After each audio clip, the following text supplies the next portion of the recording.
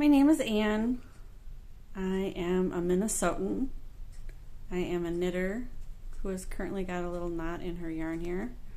Center pull balls, sometimes they get tangled on themselves and get a knot. Anyway, there we go. So I've been wanting to start a podcast. I mean, like we need another knitting podcast, but I find I like podcasts that, kind of like something that I would want to watch. I'm over 50. I am not a fast knitter. I suppose I could just tell you more about myself. So, I'm a homemaker. I homeschooled my son from age 7 when he started first grade until he went into high school. And I have stayed working at home even though he is now in school. I'm a big cook. We eat a whole food, plant-based diet. Mouthful. Frankly, that just requires a lot of home cooking because there's just not a lot of restaurants that do like a Whole Foods vegan type diet. That's not meat substitute foods, which there's a fair amount of that around. But I spend my days with my dog Opie, who is a rescue. He's an American Bulldog Pitty mix, and he is currently asleep behind me. He is so frustrated with the fact that it's sunny out, but it's cold, because he has no fur and to keep him warm, and he wants to lay in the sunbeam. Like, I call him my little baked potato because he likes the 90-degree weather that we get in the summer sometimes, and just lays in the sun when it's that hot for hours. So I spend a lot of time cooking, caring for my dog, caring for our house, and then I knit. I do some sewing. I'm learning to sew. I've sewed a bunch of trousers. Haven't sewn too many tops because I'm kind of dealing with full bust adjustments and trying to get things not to kind of tent out the front. So a little bit of a learning curve there for me. I just have the one son and a wonderful husband. And I get to do what I need to do, which is creative stuff. I've always felt the need to make things. And knitting took hold of me around, I think 2008. I had a friend who asked me to take a community education course with her on how to learn how to knit. And we knit these kind of tote bags, shoulder tote bags. And it was quite a fun class because we felted them. So we knit on large needles, and you purled, you knit, you decreased. We learned how to make like I-cord straps, and then if you had some wonky stitches or some holes here and there, it was great. You just threw it in your washing machine, and it all shrunk up and looked beautiful and neat, and I was really, really hooked. It really gave me something to focus on, because some other things about myself is I have major depression disorder. I also have fibromyalgia. I also have sleep apnea. And my guess is I'm on the spectrum, although I've never been diagnosed. So there you go. That's a lot about me. So what I thought we could do is just sit and knit together. I don't know about you, but I'm also a pretty extreme introvert. I'm very, very happy spending most of my time alone. Most of my time by myself at home, where I feel safe, where I feel comfortable. With the advent of Zoom, I really loved it because I can see my friends, but I don't have to worry about driving somewhere, about parking, about what other crazy kooky drivers I'm going to meet on the road that are going to go through red lights and not stop at stop signs. And because that stuff is happening, and it is happening a lot. So I love like Zoom. I have friends on each of the coasts. I have a good friend in Washington and a good friend in Massachusetts. And I love talking with them once a week for about an hour. And because it's on Zoom, I get to see their lovely faces. And we laugh and connect, share what we're working on. It's really lovely.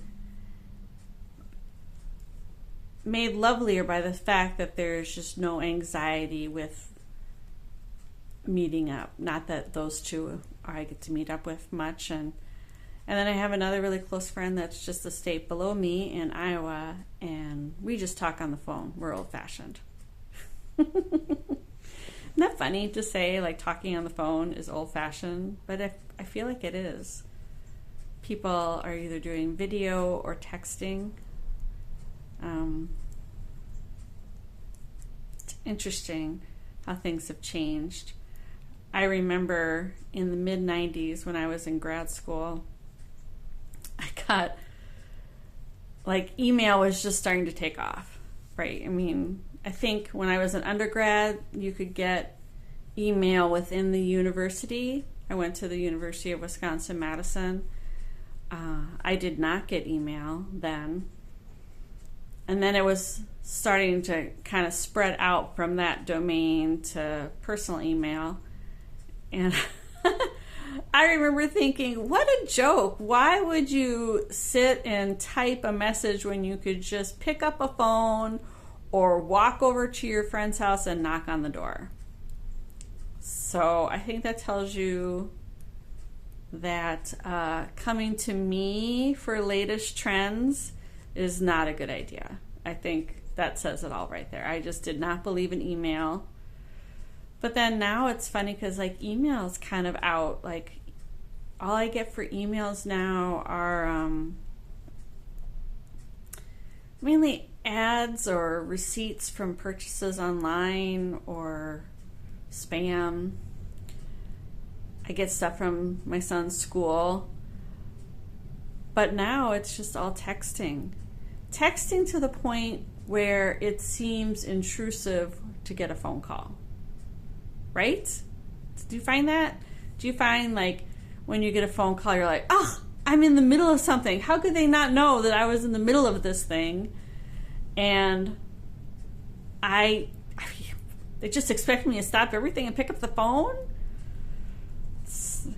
I get that way. And it's funny because it's like there are some people in my life that do seem to always call when I'm in the middle of something that I don't want to stop doing. And this is probably really rude of me, but sometimes I don't answer because it's just too much. This is maybe one of the things I wonder about with me, my introversion. I'll call them back. Don't get me wrong. I won't completely ignore them and like never deal with it. But sometimes in the moment, that transition from whatever I'm doing to then being conversational is just too much. So, but yeah, no. So now it's my friend in Iowa and I, we text each other like, are you available for a call? And then we call.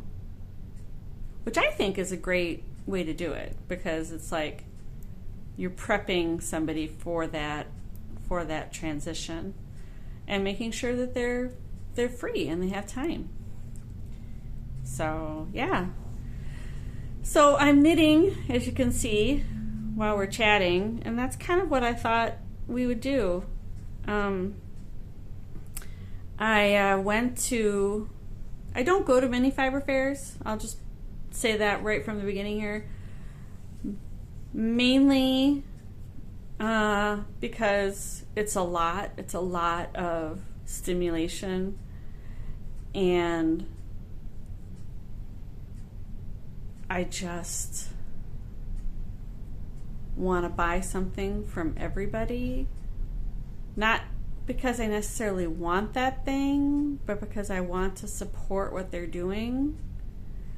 Even though I know that if I have too much stash, I get overwhelmed.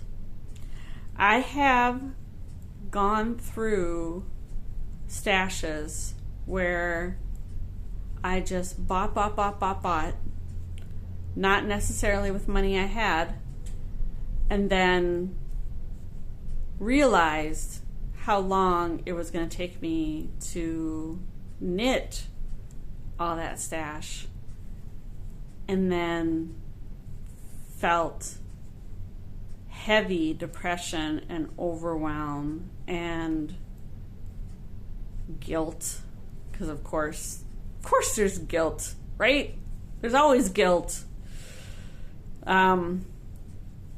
That, and also like disappointment as well, because like I would have 5 years of solid knitting material,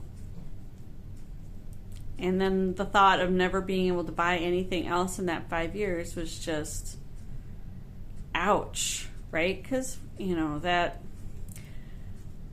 it's pretty well proven that we get a dopamine hit when we buy stuff, right? And I didn't want to give that up. So I've gone through accumulating stash, selling stash, going down to nothing, pretty much. Accumulating stash again. Like, this is a pattern that I've done a lot, and only within the last 4 years or so have I really gotten a handle on how much stash is appropriate for me. Because it's different for everybody. Some people love it. I mean, like, some people, they have, like, that beautiful, curated, cupboard behind them filled with yarn and fiber to spin. And it looks amazing. But I see that and I'm just like, oh my gosh, what are you going to do with all of that? And then there's, how are you going to care for it? Because we have moths here. What about, I used to say, and I still do this, I would call it tossing my stash. Like, every once in a while, I would have to toss my stash. And by that, I literally would take everything out, throw it around, make sure that, it's got some air in there, and just account for everything and be like, oh, that's right, I have this. Oh, that's right, I have that. And then maybe reorganize it, because I love to organize, and then reorganize and organize some more, and put it away. But now I'm trying to get down to just a few projects at a time, and I've slowed my consumption down dramatically by not going to fiber festivals. I did go to one recently, and this is the one that I'm going to try to make space to go to every year, because it's right by my house. It's literally 3 minutes from door to door. And And that's the Fall Fiber Fest that's held here in Hopkins, Minnesota. And it's a lovely size. It's the gymnasium at a school by me that they use. And it's all these wonderful local farmers and fiber enthusiasts. And I really love that connection. That talking to the people about their animals who they love so much and seeing their faces light up and hearing them talk about the fiber that they're growing and what they use it for, and what breed of sheep or alpaca or llama or that they have, and why they kind of fell down that rabbit hole. Rabbits, yes, there's rabbits as well. There's a lot of Angora bunnies. And so even though my budget was kind of, because it's the end of the fiscal season for us at our household, I did let myself accumulate a little bit, because I'm going to try to not buy anything until the next Fall Fiber Fest. The big fall fiber festival here in Minnesota is Shepherd's Harvest out at Lake Elmo. And I have gone in the past and purchased way too much. But it's a fun event. One of the things I love about that event is the barns, and how a lot of people will bring their animals there, and you can see the animals in person whose fiber you're buying to knit a sweater for yourself. And if that isn't special, I don't know what is, because the connection is really lovely. So what I'm knitting right now is this beautiful alpaca and silk. So it looks like what you would think of like your mohair silk, but this is alpaca instead. And it's dyed by a woman named Trinity. Her handle is Petal and Hank on Instagram. And she dyed this lovely yellow, because can't tell today because I'm wearing blue, but with my yellow glasses, yellow is my favorite color. And this kind of yellow, this really warm yellow. So I bought some hanks from her. Let's see, I think I've got them over here. Yeah. Here they are in the hank, and there's her logo. What, focus?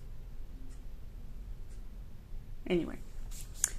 And then I'm knitting, the other yarn I'm knitting with is this lovely alpaca, and I believe you say it Leicester long wool. So it has got a beautiful sheen, and there's her label. Why is this not focusing? There we go. And that's Frosty Wind Farm. And she is also, so they're both Minnesota based. And I'm knitting a really simple sweater. It's going to just be a crew neck sweater and with 3/4 length sleeves. And it's knit in pieces because I actually like the seams in sweaters.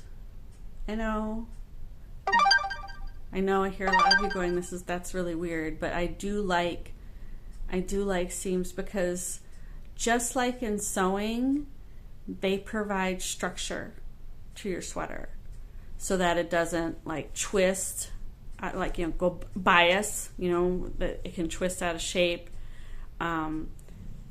Especially like seams on the shoulders, because it gives that structure for the rest of the garment to hang. And I do like seams for the sleeves, because I do like a set-in sleeve. I feel I look really good in that. And then because I feel that way, I feel like I present that way. I have very rounded shoulders because knitting, and I went to school, for grad school and undergrad, I was an artist and I did metalsmithing, and that's a lot of being bent over your bench and, working in this little zone. But anyway, so I'm knitting a very simple sweater. It's a free pattern from Lion Brand Yarn called a 3/4 sleeve classic pullover. And I got it off of Ravelry. The other thing that's kind of nice about working on a sweater that is in pieces is how to modify. So I'm rather large chest, and I'm not able to do like short rows on this one because of the stripes, or maybe I am able to, but I don't know how to. So what I'm going to do instead, to deal with the fact that to go along the front of my body is a longer journey than to go down the back of my body, I'm going to make the front piece longer from kind of like the underarm to the hem. In that part of the sweater, I'm going to make that distance longer. So I'm going to knit this to 14 inches until I start shaping for the armholes and shaping for the neck.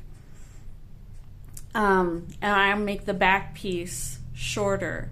And then when I seam up, I'll do like every stitch along the back, and then maybe, like every 4th or 5th stitch, I'll do 2 together for the front so that they match up when they get to the armholes.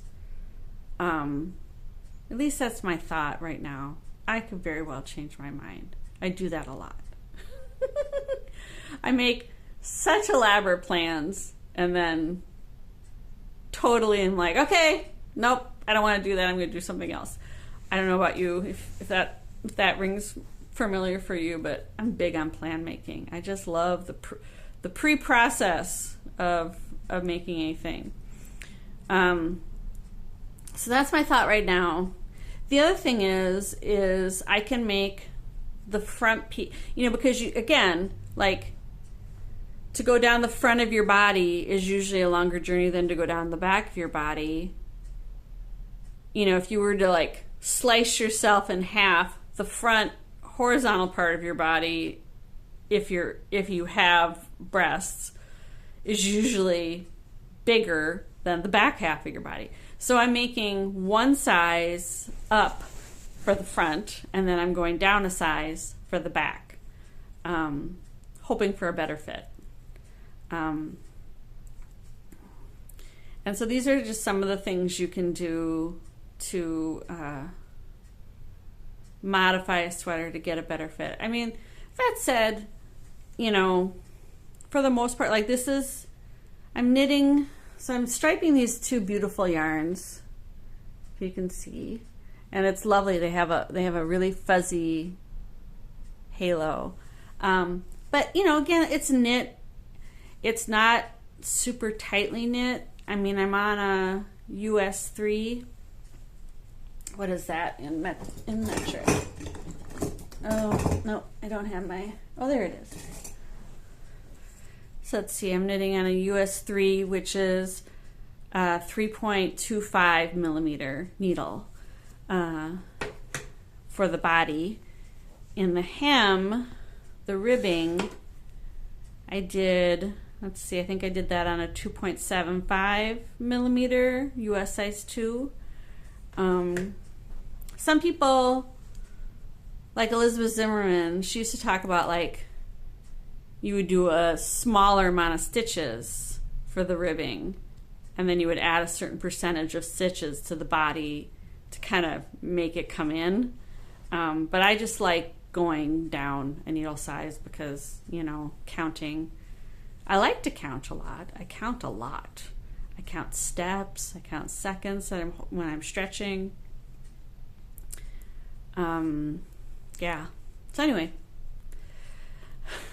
like I said, I really think that this is just going to be a lot of me talking. So,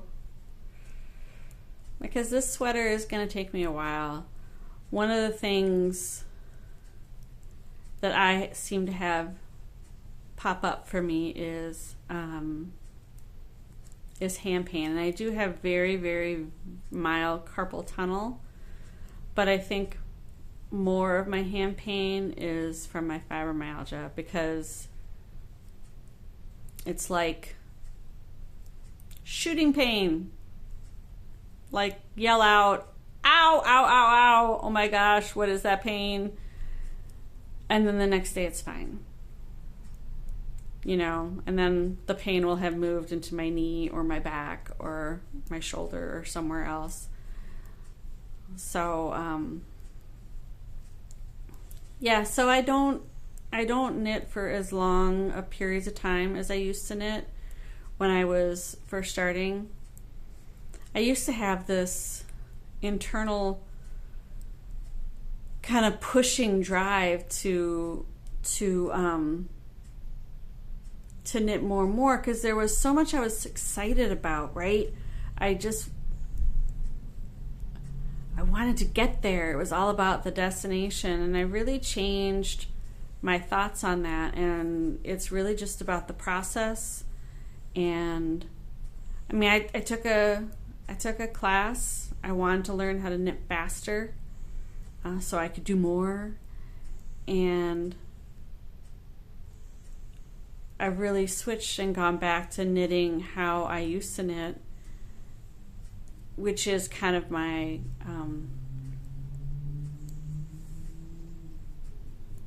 what do I want to say? Muscle memory.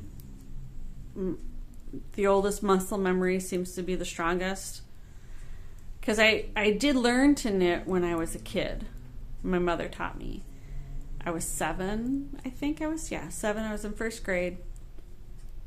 And my mother learned from a book she taught herself.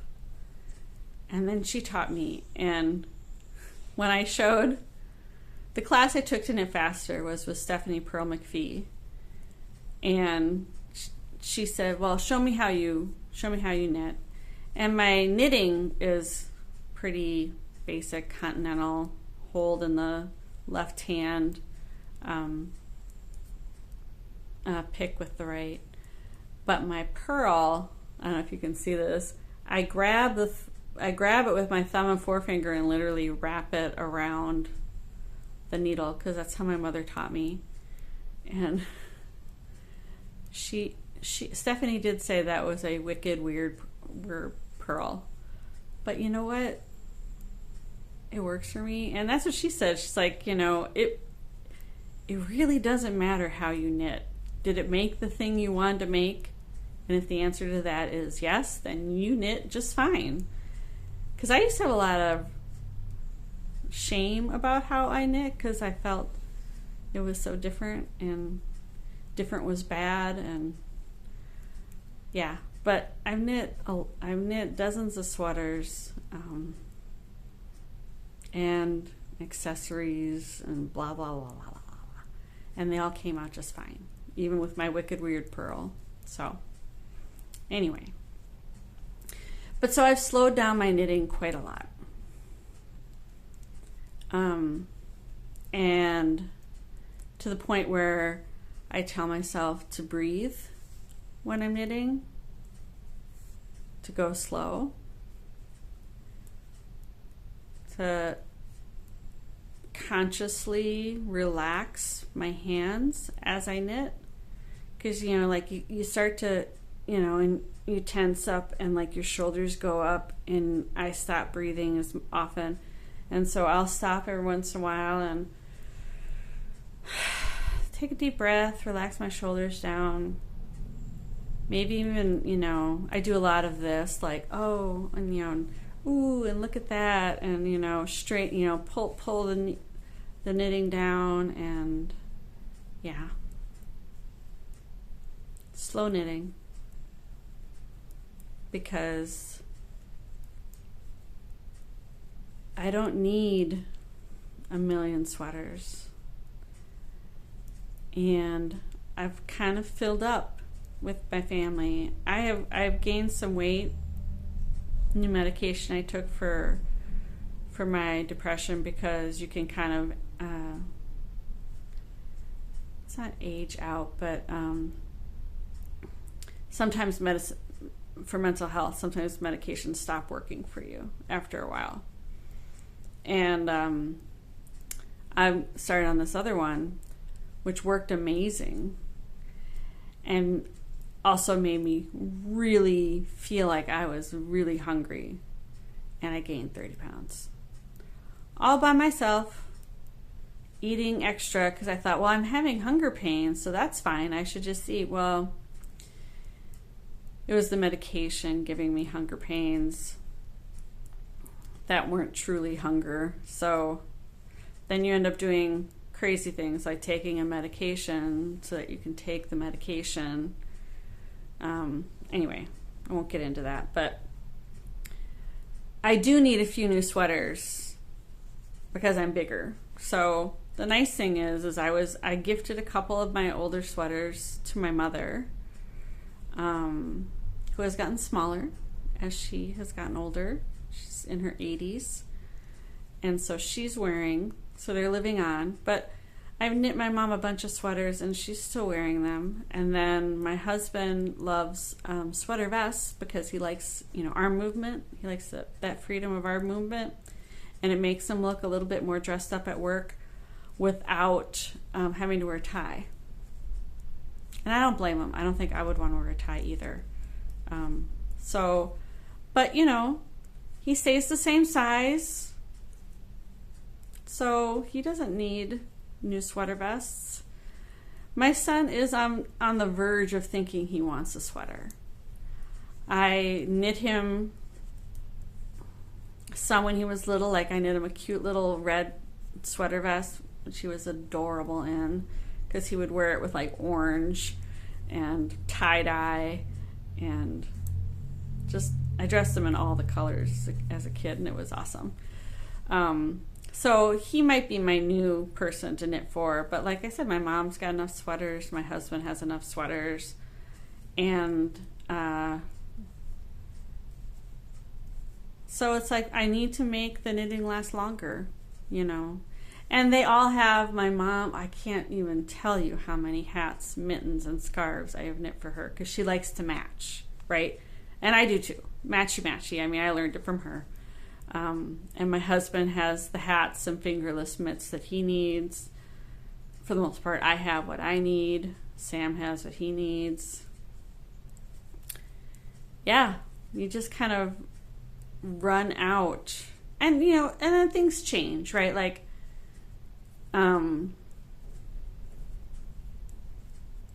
my ideas of what I wanted to wear have changed over the years.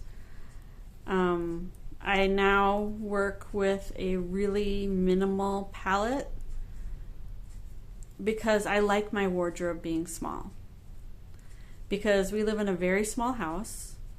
It's a little, if you live in the U.S., it's like a World War II home, like a little bungalow home. It's like it has your main level, and then your second level, they call it a half story because it's mainly, the roof line and the kick walls. So it's not a full height ceiling for the second level. So they call it like a half level. So yeah, the footprint of our house is about 750 square feet. We do have a full basement. It's still unfinished. We bought it in 1997 and it was unfinished, and it's still unfinished. Storing junk, but we're in the process of emptying it out. Yeah, when we moved into this house, we had a trunk, a chair, sleeping bags, and a bowl of Halloween candy because we moved in on Halloween of 1997. It's pretty fun. I think we had a TV too, one of the old tube TVs. I think that's all we had pretty much. Not much. And of course now we've filled the space. But yeah, so it's about 750 square feet on the main level, and that's pretty much where my husband and I live. Our teenager has the half stairs upstairs, and it's kind of like 2 rooms divided by the stairway, but there's kind of and then like has a little hallway.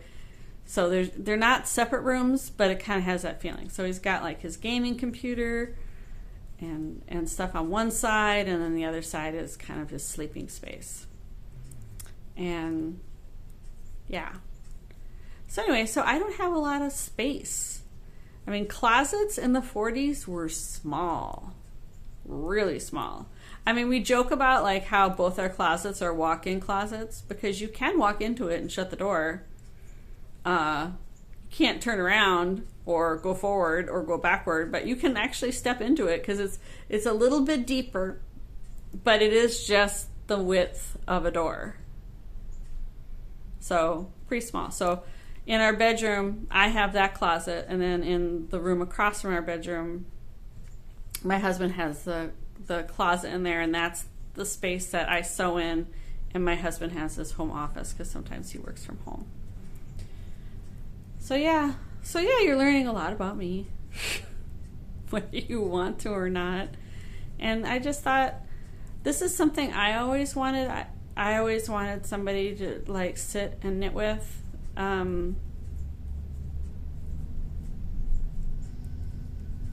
But not be distracted. You know what I mean? Like I wanted a buddy to sit and knit with. But I don't have that. I don't have somebody who, most people are both working.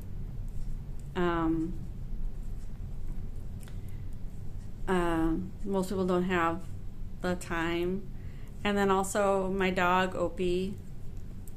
Like I said, I told you he's a rescue. Well, he's completely deaf, probably born that way. He's a white dog. That often happens. There's something with the coloring and hearing. There's some kind of connection.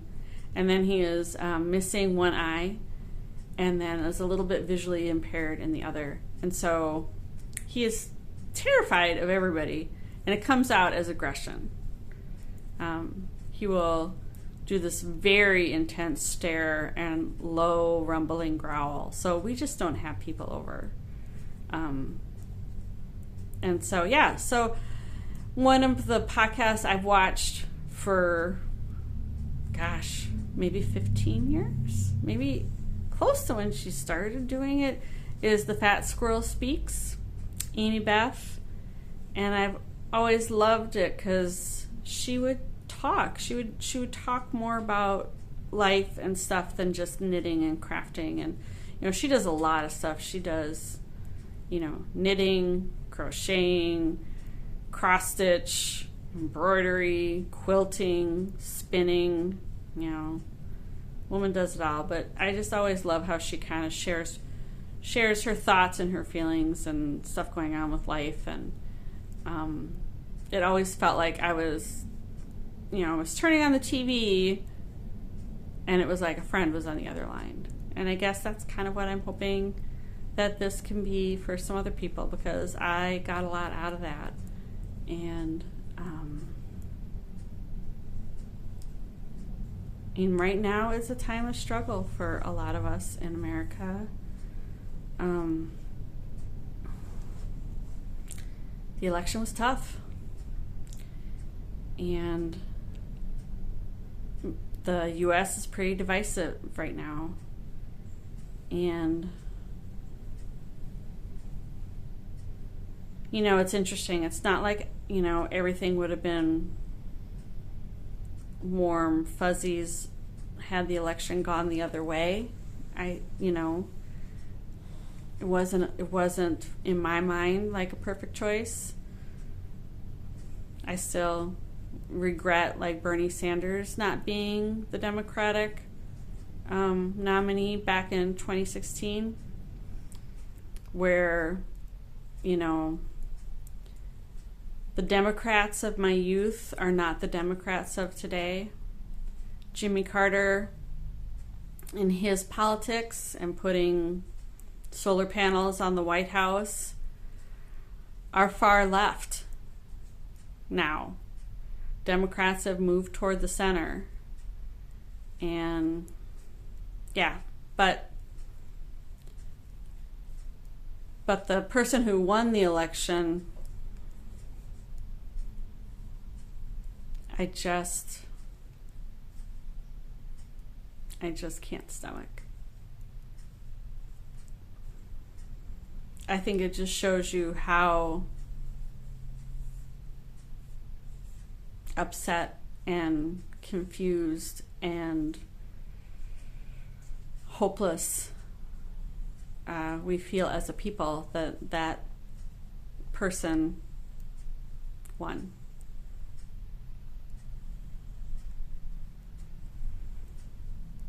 So anyway, in this corner of the world, I'm hoping that we could be friends. Knit together a little bit. When I have, as we go on, maybe I'll have some finished objects to show you. Show you some of the other things I got at Fall Fiber Fest. I'm going to try to start spinning yarn again. I bought a lot of fiber to spin. Some beautiful Shetland Finn sheep, which is what I learned on, which is wonderful. Some alpaca in that beautiful kind of Highland Coo red color that's just so yummy. So hopefully we'll do a lot of things, but that's it for now. I hope this stream of consciousness was interesting to you. I hope you had a little bit of a break from the busyness of your mind or your day, and take care. Bye.